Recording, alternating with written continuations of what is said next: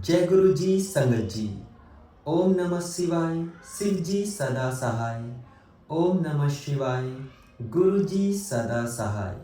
संगत जी, आज मैं फिर से गुरु जी की एक प्यारी सी ब्लेसिंग से भरा सत्संग, गुरु जी की अपार शक्तियों से भरा सत्संग आप सभी के लिए लेकर आ गया हूँ।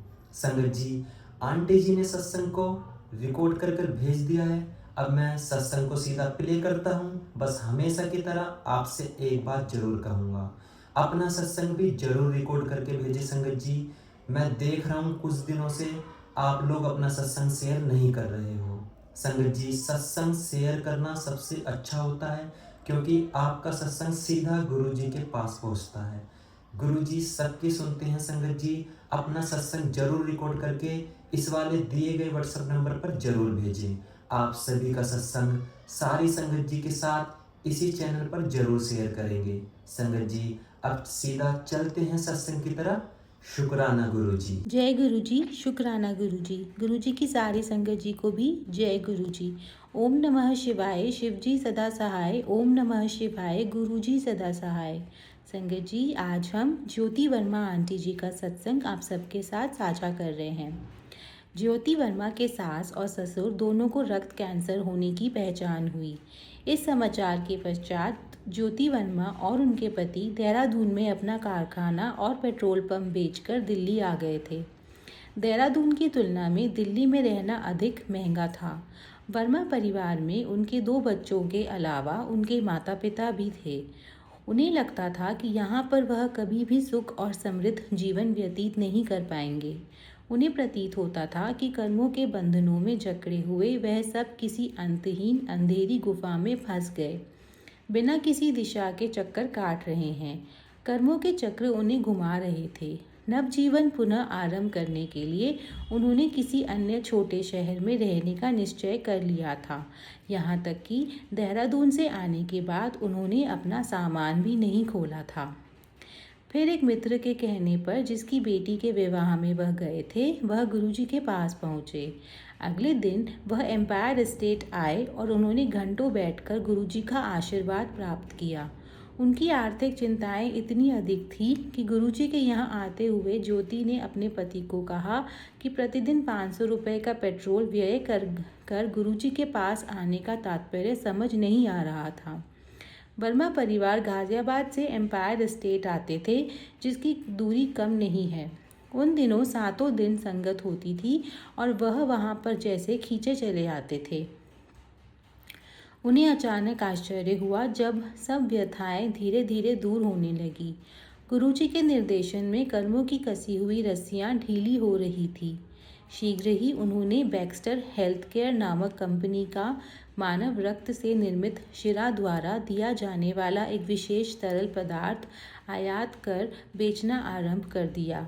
उनकी कंपनी जो कभी भी 6 से 10 हजार से अधिक शीशियाँ प्रतिवर्ष नहीं बेच पाती थी, आज उनकी मांग पूरी नहीं कर पा रही थी।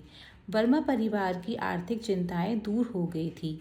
उनका रुका हुआ धन भी वापस आ गया था। अपनी कठिनाइयां व्यक्त करने से पूर्व ही वर्मा परिवार को गुरु कृपा का आभास हो गया था।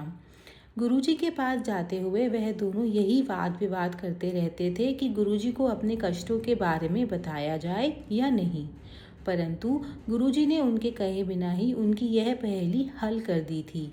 इस बीच में ज्योति वर्मा के ससुर के स्वास्थ्य में भी परिवर्तन आया। एक दिन कीमोथेरेपी करते हुए उन्हें मृत घोषित कर दिया गया था। उनकी जेब में सदा गुरुजी का चित्र रहता था। उन्हें न केवल नवजीवन मिला, अपितु वह रोग मुक्त भी हो गए। उसके बाद उन्होंने कभी कैंसर का उपचार नहीं करवाया। अपने अनूठे तरीके से गुरुजी ने उनके पति को भी जीवन रक्षा करी।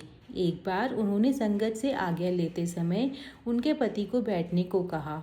5 मिनट के उपरांत उन्होंने जाने की आज्ञा भी दे दी। किसी को समझ नहीं आया कि गुरुजी ने ऐसा क्यों किया, पर वर्मा परिवार को शीघ्र ही इसका कारण पता चल गया।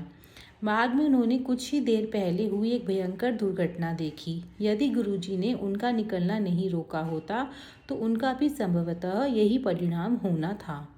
गुरुजी की कृपा ज्योति के संबंधियों पर भी हुई है। रीढ़ की हड्डी में एक चक्र के हिलने से उनके पति शैया पर थे। 1.5 माह तक गुरुजी ने उनके बारे में पूछा भी नहीं। फिर अचानक एक दिन उन्होंने उन्हें हल्दी वाला दूध पिलाने को कहा।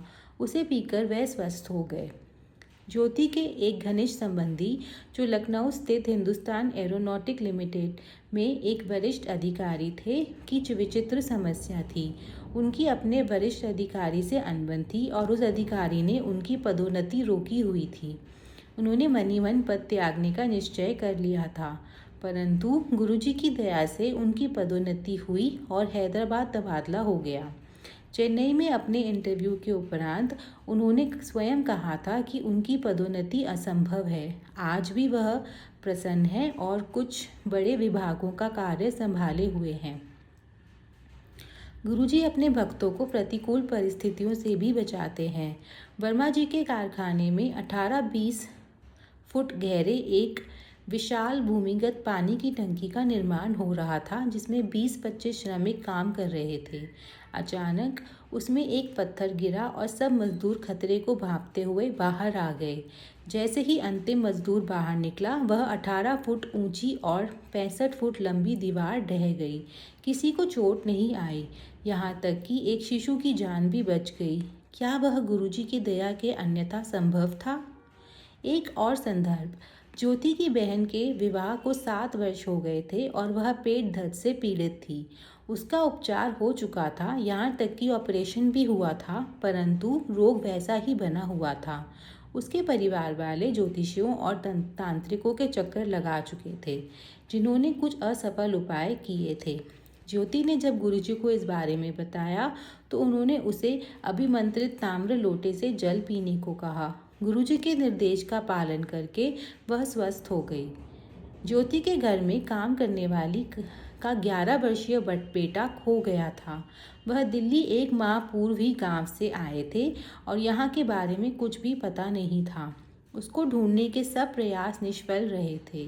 उसके पास उसका कोई चित्र भी नहीं था। घबराई माँ ने ज्योति से निवेदन किया तो ज्योति ने गुरुजी से प्रार्थना कर 1 माह की सहायता करने की विनती करी। उसी शाम को उसका बेटा वापस आ गया। उसने बताया कि ऐसा लगा जैसे कोई उसे उसके घर के सामने छोड़ गया हो। गुरुजी ने ज्योति के पुत्र को छात्रावास में रहने के लिए कहा। वह उसके लिए पहला अवसर था जब वह घर से दूर अकेला रह रहा था और अक्सर उदास हो जाता था। एक दिन उसके सब मित्र उसे छोड़कर अपनी महिला मित्रों के साथ समय व्यतीत करने चले गए। वह मन ही मन दुखी होता रहा कि उसकी कोई ऐसी मित्र नहीं है। इसमें कोई हानि तो नहीं है, केवल समय व्यतीत करने का अच्छा तरीका है। यह सोचते हुए वह सो गया। अचानक गुरुजी उसके सपने में आए और उन्होंने उसे डांटा। पसीने में भीगा हुआ भयभीत वह जगा तो 2 बजे थे। उठकर गुरुजी से प्रार्थना करने के पश्चात ही उसे ठीक से नींद आई। उसने जब यह प्रसंग ज्योति को बताया तो वह आश्वस्त हुई कि गुरुजी पुत्र का ध्यान रख रहे हैं। ज्योति कहती हैं कि गुरुजी की शरण में आने के बाद कुछ सोचने की आवश्यकता नहीं है, लेकिन किंतु परंतु के बारे में भूलकर अपने मन को समर्पित करना ही पर्याप्त है। हम उनके पास दीर्घकालिक रोगी की भांति आते हैं और वह सब समस्याएं, कष्ट और अहित दूर कर देते हैं। गुरुजी के उपचारों को समझना संभव नहीं है।